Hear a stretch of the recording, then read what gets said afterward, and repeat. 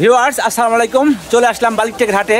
আজকে কিন্তু হাটে প্রচন্ড দাম কাঁচামরিচের। এখন একটু দোকানদারের সাথে কথা বলবো, কেন এই দাম। আসসালামু আলাইকুম।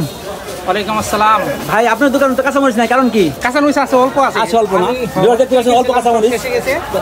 চাহিদা হলো এক মন, একজনের এক মন আছে মাত্র 10 কেজি করে, তাহলে কিভাবে হবে? আজকে কত টাকা কেজি বিক্রি করলেন?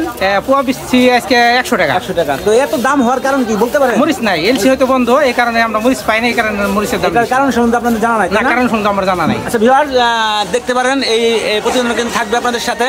বেশি বেশি কিন্তু ভিডিওটা অবশ্যই শেয়ার করে দিবেন, লাইক কমেন্ট শেয়ার করুন। ধন্যবাদ। হাট ঘুরে কিন্তু কাঁচামরিচের আজকে প্রচুর অভাব দেখতে পাচ্ছেন। আমি 1 পোয়া কাঁচামরিচ কিনেছি, এই দোকানদারের কাছ থেকে ক্রয় করলাম।